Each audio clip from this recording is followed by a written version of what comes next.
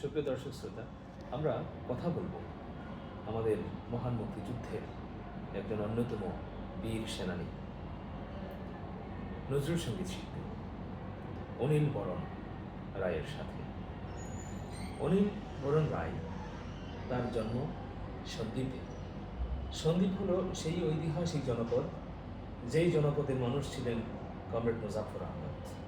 কাজী নজরুল ইসলামের জীবনের সাথে আষ্টে পৃষ্ঠে জড়িয়ে আছে কমরেড মুজাফফর আহমদ নামটি। কাজী নজরুল ইসলাম স্মৃতিকথা, কমরেড মুজাফফর আহমদের লেখা অসাধারণ একটি নজরুল স্মৃতিচারণমূলক গ্রন্থ, আমরা সবাই জানি।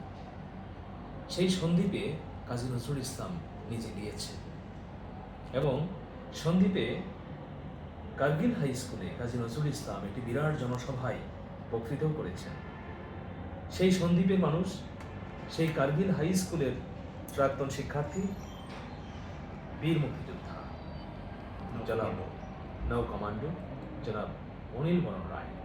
আমরা প্রথমে তার কাছ থেকে শুনব যে মহান স্বাধীনতা যুদ্ধে তিনি যে নৌ কমান্ডোর একজন সুইসাইড স্কোয়াডের সদস্য হিসাবে অংশগ্রহণ করেছিলেন, তার পেছনে নজরুলের অনুপ্রেরণা তাকে কিভাবে অনুপ্রাণিত করেছিল।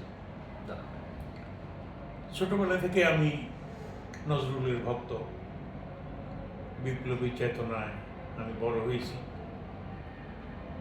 আমি সন্দ্বীপে আমি যখন লেখাপড়া করেছি, নজরুলের সাহিত্য, নজরুলের গান, নজরুলের লেখাযোগা যা ছিল সবগুলি আমরা পড়ার চেষ্টা করতাম এবং দেশের জন্য এই পরাধীন দেশের মধ্যে আমরা যেভাবে বেড়ে উঠছিলাম, আমরা একটা স্বাধীনতার গন্ধ পেয়েছিলাম নজরুলের অনুপ্রেরণায়। তার সেই অনুপ্রেরণা আমি ধারণ করেছি বুকে। ছোটোবেলা থেকেই আমরা বন্ধুবান্ধবরা মিলে যখন স্কুলে লেখাপড়া করেছি, গান গেয়েছি, নজরুলের গান গেয়েছি, নজরুলের গান গেয়ে অনুপ্রাণিত হয়েছি। নজরুলের ভাবধারায় আমরা অনুপ্রাণিত হয়ে দেশের স্বাধীনতার জন্য আমরা প্রস্তুতি গ্রহণ করেছি, মানসিকভাবে করেছিলাম। আপনি তো একজন নৌ কমান্ডো। আমি একজন নৌ কমান্ডো। কিভাবে যুক্ত হলেন? আমি কলেজে পড়তাম যখন যুদ্ধ শুরু হয়, মানে 26শে মার্চের পূর্বে আমি রাউজান কলেজে লেখাপড়া করেছি চট্টগ্রামের। সেই কলেজ থেকে আমি যুদ্ধ শুরুর সঙ্গে সঙ্গে আমি বাড়িতে না যেয়ে সঙ্গে সঙ্গে আমি পাড়ি দিয়েছি সীমান্ত পাড়ি দিয়ে আমি ভারতের হরিণে পৌঁছার কয়েকদিনের মধ্যে আমরা হালকা ট্রেনিং কয়েকদিন দিলাম। এর পরেই নৌবাহিনীতে সুইসাইড স্কোয়াডে অংশগ্রহণ করার জন্য একদল ভারতীয় এবং বাংলাদেশ বাহিনীর লোক এসে হাজির হলো। সেখানে আমি গেরিলায় যাবো একবার ভাবছিলাম, পরে আবার দেখলাম যে না, যেটা সবচেয়ে শক্ত হবে, কঠিন যে যুদ্ধটা হবে, সেই কঠিন যুদ্ধের আমি, কারণ আপনি তো নজরুল চেতনা, আমি নজরুল চেতনার উদ্বুদ্ধ, আমি কঠিন চেতনার উদ্বুদ্ধ, আমাকে শক্ত যুদ্ধে অংশগ্রহণ করতে হবে। তারপরে ট্রেনিংটা কোথায় হয়েছে? ট্রেনিংটা আমাদের হলো পলাশীতে, পলাশী মানে নদীতে, ঐতিহাসিক পলাশী ঐতিহাসিক নদীতে। সেখানে যে আরো উদ্বুদ্ধ আরো বেশি হয়েছি। এবং দেখুন, হ্যাঁ, এই মানে পলাশী নিয়ে তো কাজী নজরুল ইসলামের যে কবিতা, যে ওই গঙ্গায় ডুবি আছে হাই ভারতের দিবাকর, উদিদেশের রবি আমাদের এই খুনে রাঙিয়া পুনর্বার, কান্ডারি তবে সম্মুখে ওই পলাশীর প্রান্তর, বাঙালির খুনে লাল হলো যথা ক্লাইভের খঞ্জর। তো সেই প্রেরণাটা আরো বেশি প্রেরণা, যে 200 বছর ইংরেজ আমাদেরকে শোষণ করেছে, ওটা তখন আরো বেশি আমি উদ্বুদ্ধ হয়েছি। আর ওখানে আমাদের প্রত্যেক দিন ধরেন ট্রেনিংয়ের পূর্বে আমাদের জাতীয় সঙ্গীত গাইতে হতো। আমরা সাপ্তাহিক অনুষ্ঠান করতাম, সেখানেও আমি নজরুলের গান গাইতাম। নজরুলের গান গেয়ে সবাই আমরা উদ্বুদ্ধ হইতাম। 2-2.5 মাসের মতো আমি সেখানে ট্রেনিং করেছি। ট্রেনিং করার পরে আগস্টে আমাদেরকে প্রথম অপারেশনের জন্য নির্বাচিত করা হলো। তখন আমরা বের হলাম। সেখান থেকে এসে চট্টগ্রাম বন্দরে আমরা অপারেশনে অংশগ্রহণ করলাম। 4টে অপারেশন হয়েছিল। একই দিনে একই সময়ে, সেটা ক্যালকাটা বেতার থেকে সিগন্যালের মাধ্যমে, ক্যালকাটা বেতার থেকে সিগন্যালের মাধ্যমে। সিগন্যালটা হলো আমি তোমায় যত শুনিয়েছিলাম গান, এটা হলো প্রথম সিগন্যাল। এটা দিয়ে বুঝতে হবে যে 24 ঘন্টার মধ্যে আরেকটা সিগন্যাল হবে। সেই সিগন্যাল যেদিন হবে সেদিনই রাত 12টায় আমাদেরকে অ্যাটাক করতে হবে বন্দরে। ওইভাবে ট্রেন আপ করা আপনাদের ট্রেনে মেসেজ মেসেজও দেওয়া আছে এবং প্রত্যেক গ্রুপের কমান্ডারের কাছে একটা করে ট্রানজিস্টার দেওয়া আছে এই শোনার জন্য, ওই সিগন্যাল ওই গান কখন বাজে। কখন বাজে। তারপরে সেখানে ধরেন চট্টগ্রাম বন্দর, চাঁদপুর, নারায়ণগঞ্জ এবং খুলনা, মঙ্গলা, এই 4টে বন্দরে একসাথে একই সময়ে অপারেশন। এমনভাবে হলো পাকিস্তানিরা ট্যারি পেল না আর কি, ট্যারি না পাওয়ার জন্যই এটা আমাদের করা হয়েছে। এরপরে আমরা তো হেঁটে আসছি। কোথা থেকে? সীমান্ত থেকে, মানে সেই ভাগীরথী আমাদের পলাশী থেকে আসছি ইয়েতে আপনার এই আগরতলা থেকে হরিণা থেকে আমরা শ্রীনগর দিয়ে প্রবেশ করছি।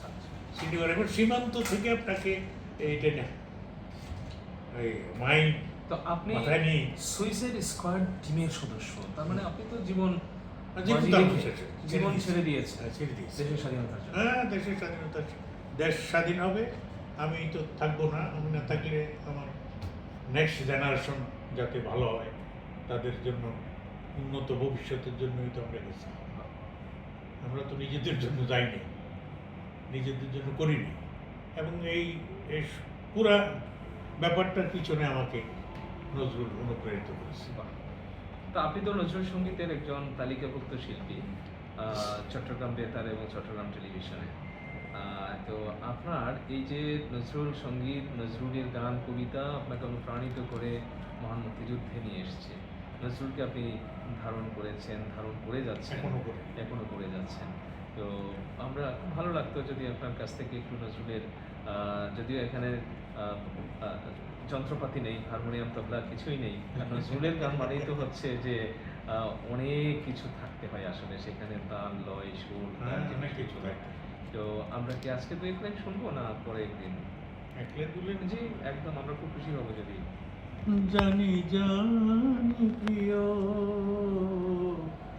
এ জীবন মিটিবে না সাধ, সাধে জীবনে মিটিবে না সাধ। আমি জলের কুমুদিনী ঝরিব জলে, তুমি গগনে থাকি কান্দিবে জান, এই জীবন মিটিবে না সাধ। জানি জানি প্রিয়, এ জীবন মিটিবে না সাধ। আপনার স্বাদ কি মিটেছে? আপনাকে একজন পরিতৃপ্ত মানুষ মনে হয়, সব সময় আপনি হাসি মুখে থাকেন। এই তৃপ্তির জায়গাটা কোথায়? তৃপ্তি ওই যে দেশের জন্য করলাম, সমাজের জন্য করলাম, আগামী ভবিষ্যতের প্রজন্মের জন্য করলাম, এটাই তৃপ্তি। আপনার পরিবার সম্পর্কে যদি একটু ছোট করে বলেন। পরিবারে আমার 2 মেয়ে, ছেলে, ওরা সবাই চাকরি করে, সরকারি চাকরি করে। একজন বাংলাদেশ ব্যাংকে এখন ডেপুটি ডিরেক্টর, অস্ট্রেলিয়ায় আছে সে, বিশেষ অস্ট্রেলিয়ান বৃত্তি পেয়ে পড়তে গেছে এখন 2 বছর, আগামী ডিসেম্বরে আসবে। একজন, ওর নাম কি? এটা হলো অপর্ণা রায়, সুপর্ণা রায়। আর বড়, সবার বড় না, সে হলো দ্বিতীয়। সবার বড় যেটা, এটা ইয়েটা আছে খাস্তগিরি, একটা খাস্তগিরি সরকারি বাড়িতে উচ্চ বিদ্যালয়ের টিচার। কি নাম? এটা হলো অপর্ণা রায়। আর ছেলে হলো ছোট সবার, সে আছে রূপলী ব্যাংকে প্রিন্সিপাল অফিসার, সে চাকরি করে। আপনার সহধর্মিণী? সহধর্মিণী তো আগে সমাজ কল্যাণ অফিসার ছিল, রিটায়ার করছে। ভালো গেছে। তো আপনার জন্য অনেক অনেক শুভকামনা থাকলো। আপনারা ছিলেন বলে আমরা একটি স্বাধীন দেশ পেয়েছি। আপনাদের ঋণ কোনোদিন শোধ করা যাবে না, কিন্তু ভালো তো লাগে না, দেশ তো ভালো হচ্ছে না। প্রত্যাশার জায়গাটা বলেন। প্রত্যাশার জায়গা প্রত্যাশা করি ভালো হোক, সবাই মিলে দেখেন দেশটাকে ভালো করি, সবার বাসযোগ্য করা যায় কিনা। এত হানাহানি তো ভালো না। নজরুলের চেতনা তো তাই বলে, হ্যাঁ, শুধু দেশ নয়, গোটা পৃথিবীকে তিনি মানুষের জন্য বাসযোগ্য করতে চেয়েছেন। বাসযোগ্য করতে সেই সংগ্রাম তো শেষ হয়নি না, আসলে। শেষ হয় আমি সেই দিন হব শান্ত, যবে উদ্পীড়িতের ক্রন্দন রোল আকাশে বাতাসে ধরবে না। তো সুতরাং শান্ত হওয়ার সুযোগ নেই, গোটা পৃথিবীতেই অবহেলিত, নিপীড়িত, নির্যাতিত মানুষের ক্রন্দন ধ্বনি আমাদেরকে তো আসলে থামতে দেয় না, থামতে পারিও না। ভালো থাকবেন দাদা। Thank you. Thank you.